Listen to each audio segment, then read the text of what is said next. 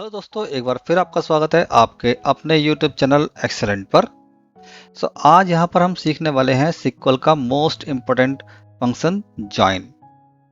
अब ये जॉइन जो होता है ये सिमिलर VLOOKUP ही होता है। जैसे एक्सेल में VLOOKUP जो है हेल्प करता है हमारा एक टेबल से दूसरी टेबल में डेटा को लाने की, इसमें भी यही काम होता है।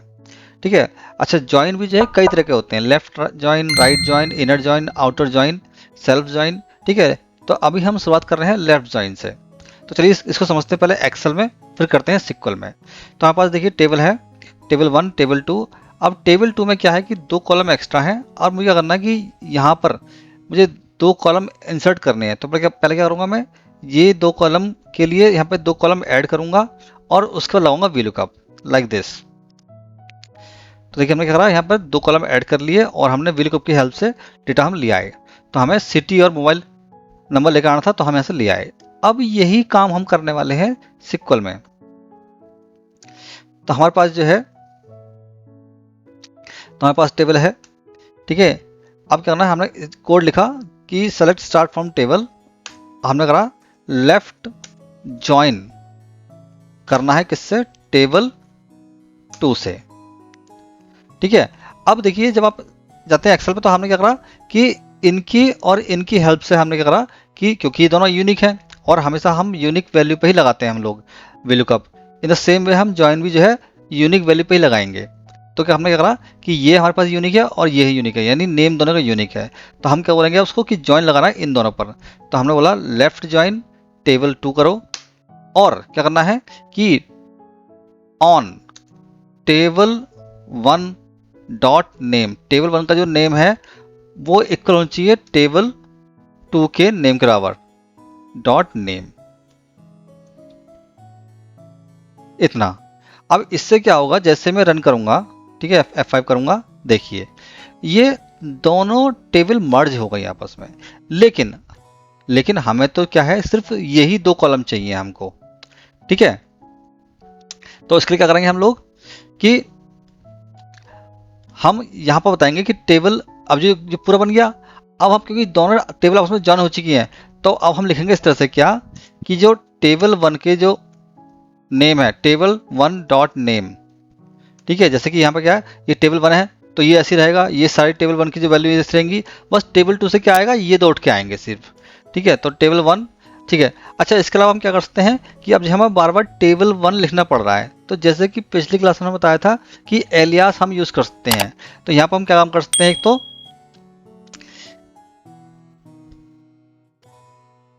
कि हम यहाँ करते हैं टेबल 1 की जगह हम करते हैं T1। ठीक है। और टेबल 2 की जगह करते हैं हम लोग T2। ठीक है। इससे क्या होगा, एलियास नेम आ गया, इसका T1 हो गया, इसका T2 हो गया।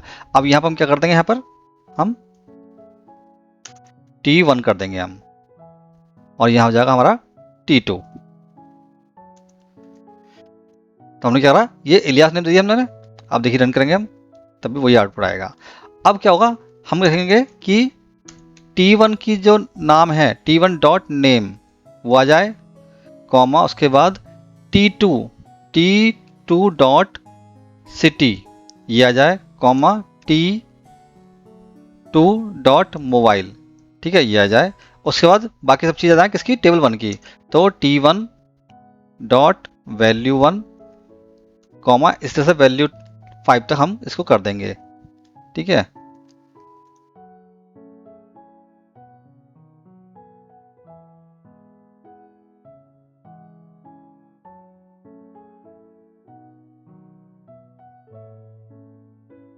टेबल 4 और लास्ट में हो गया हमारा टेबल 5। ठीक है। और ये स्टार साइन यहाँ से हट जाएगा, ये साइन जो है ना, ये साइन स्टार वाला यहाँ से हट जाएगा, ये इसको हटा दिया हमने।